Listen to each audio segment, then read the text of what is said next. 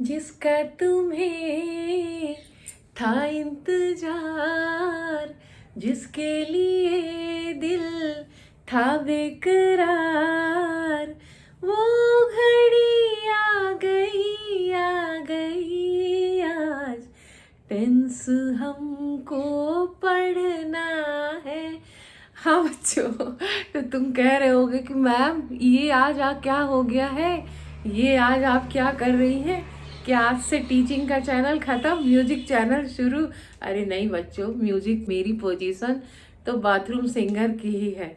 तो हम अपनी सिंगिंग को वहीं तक सीमित रखेंगे और करेंगे अपनी पढ़ाई। बच्चों आज मैं इतना खुश इसलिए हूँ कि आज से हमारे टेंस की तैयारी खत्म और अब हम पढ़ेंगे टेंस। तो चलो बच्चों, welcome back to my YouTube channel learn English with Meena ma'am. तो हमारी टेंस की तैयारी खत्म और टेंस का चैप्टर शुरू। तो बच्चों तुमने कई जो आजकल की जो तुमने नई बुक्स खरीदी होंगी ना, उनमें तुमने देखा होगा कि टेंस नहीं लिखा रहता है, कई बुक्स में टाइम एंड टेंसेस लिखा रहता है। तो क्या टेंस और टाइम एंड टेंस में कोई फर्क है? हाँ बच्चों, टाइम और टेंस दो अलग अलग एस्पेक्ट हैं। लेकिन इसको पढ़ाने से पहले मैं एक रिक्वेस्ट करना चाहती हूँ कि प्लीज़ मेरे वीडियो को पूरा देखिएगा, और अगर वीडियो अच्छा लगे तो उसको लाइक करिएगा, और अगर अच्छा नहीं लगे तो बिल्कुल लाइक मत करिएगा। लेकिन अगर आपको अच्छा लगे तो इसको सब्सक्राइब करिएगा, अपने पूरे कांटेक्ट में इसको शेयर करिएगा और पूरे इंडिया में मेरे चैनल को स्प्रेड करिएगा। प्लीज़। और देखिए, आप ये तो कह ही नहीं सकते कि अरे ये नहीं, ये तो चैनल बेकार है, क्योंकि ये इंग्लिश ग्रामर का चैनल बेकार कैसे हो सकता है?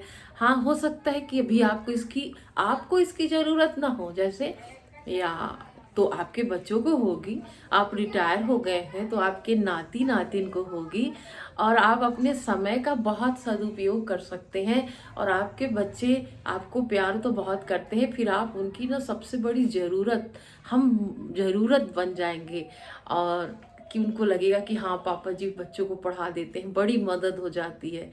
और अगर आप हाउस वाइफ हैं तो बच्चों को स्कूल भेजने के बाद आप घर में जब आप फ्री होती हैं थोड़ी देर के लिए, मैं जानती हूँ बहुत काम होते हैं, लेकिन जब आप फ्री होती हैं तो आप अपनी ग्रामर का रिवीजन कर सकती हैं, और अगर आपको अभी इंग्लिश सीखने की ज़रूरत है तो सीख सकती हैं।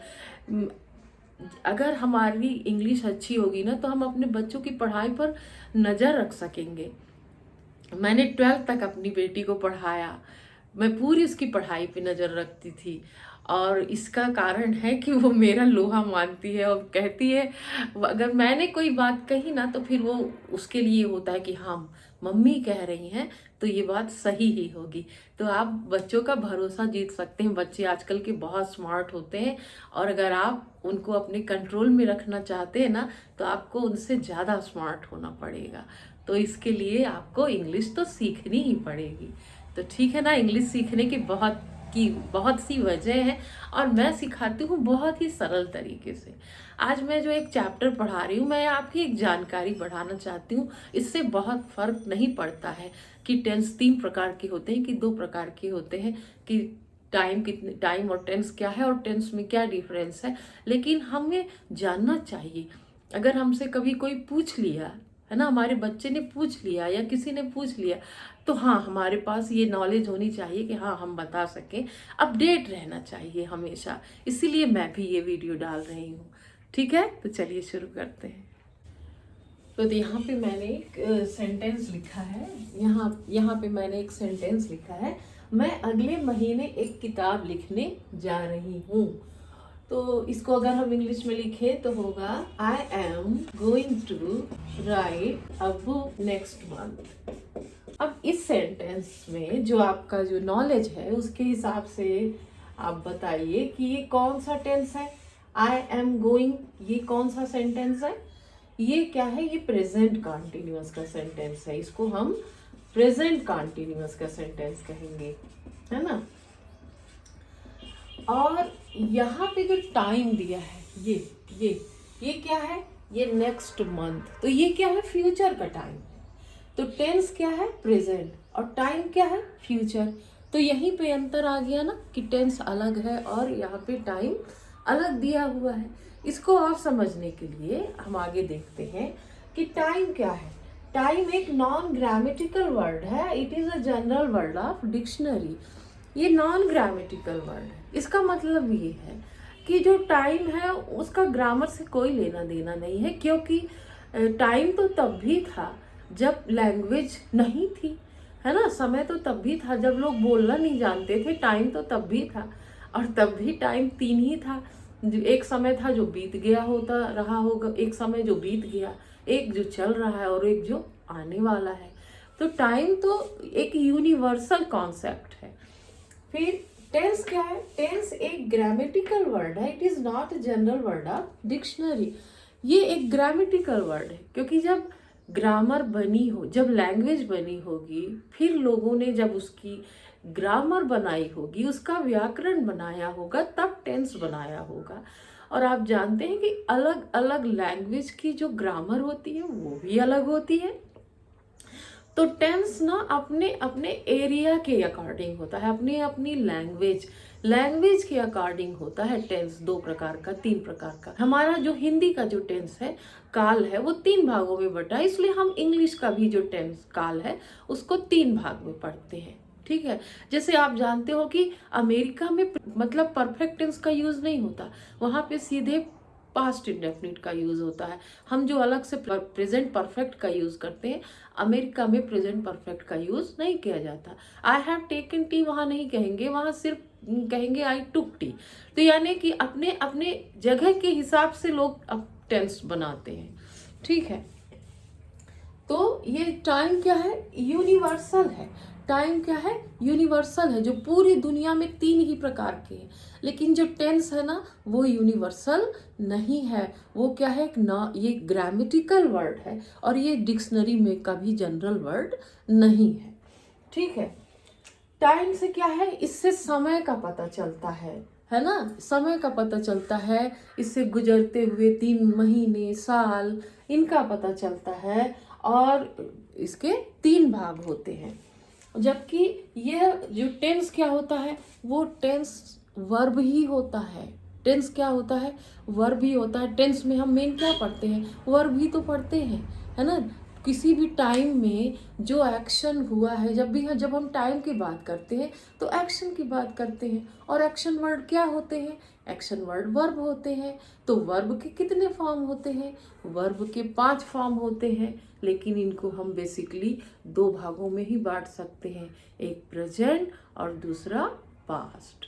अब चलो तुम कहोगे मैम ये कैसी बात आप बता रही, हम लोग को हमेशा से प्रेजेंट पास्ट फ्यूचर पढ़ते आ रहे हैं। कोई बात नहीं बच्चों, मैं जो भी तुम्हें बता रही हूँ वो प्रूव करके बताऊंगी। तो चलो मैं तुम्हें प्रूव करके बताती हूँ। चलिए देखते हैं। तो ये टाइम 3 प्रकार के होते हैं, प्रेजेंट, पास्ट और फ्यूचर।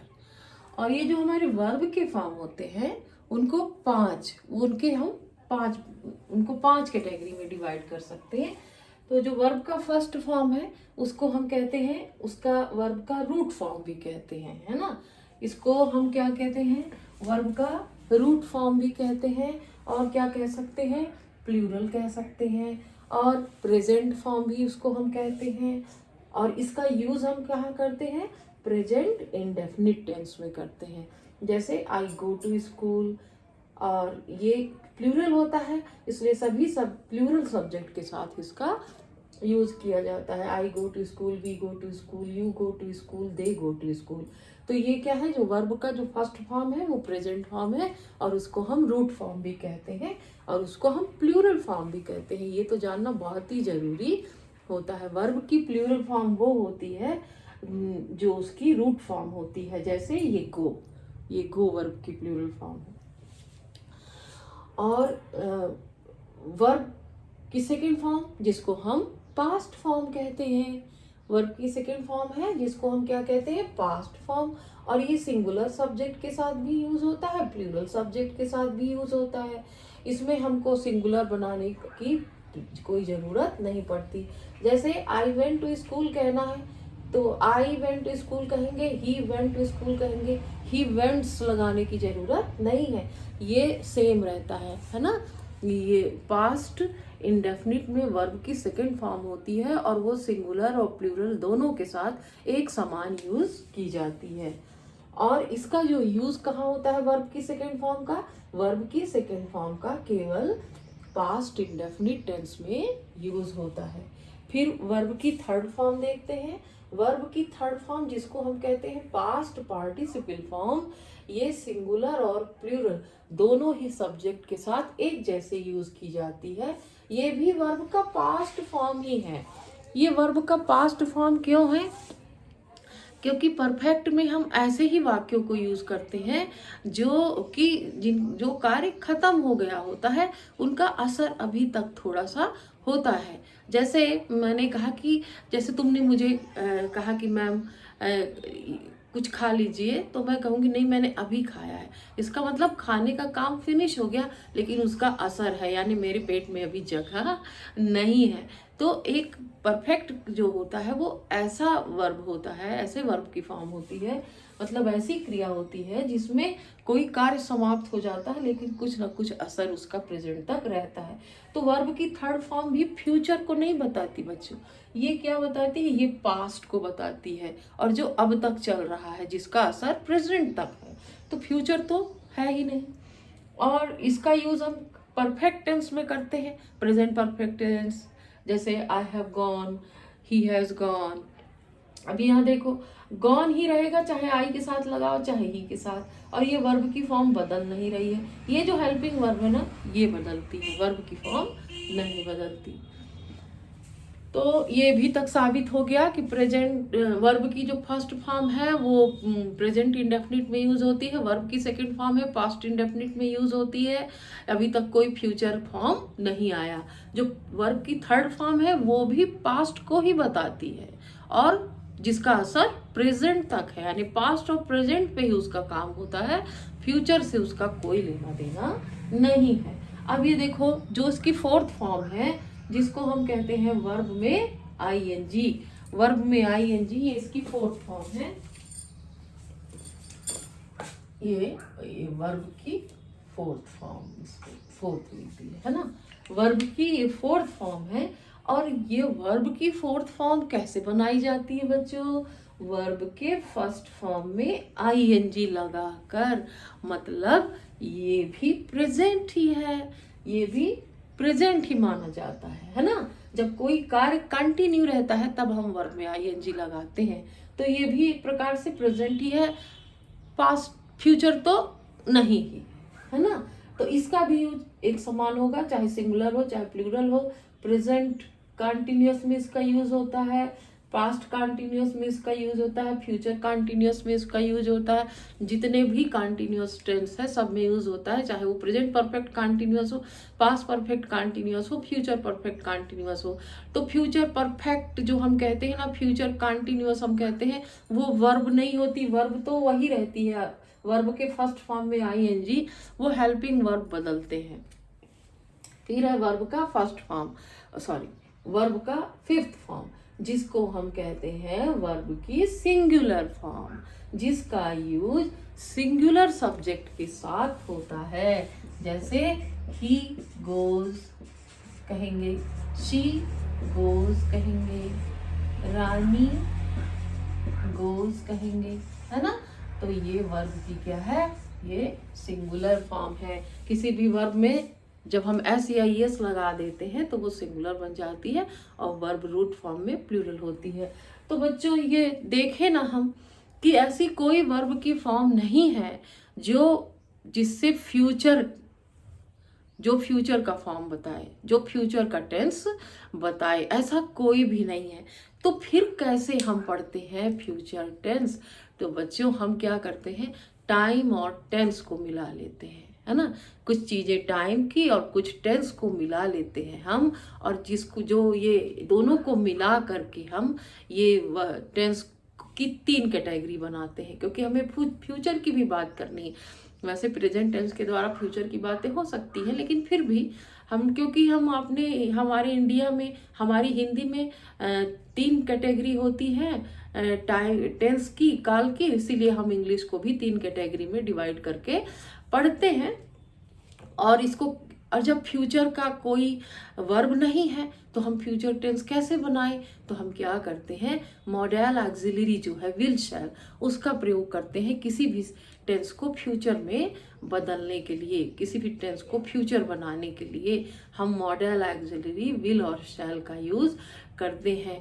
तुम ये जानते हो कि मॉडल ऑक्सिलरी के बहुत सारे फंक्शन होते हैं, तो विल और शैल के जितने भी फंक्शन है ना, उसमें से एक फंक्शन ये भी है कि ये फ्यूचर इंटेंशन को दर्शाता है।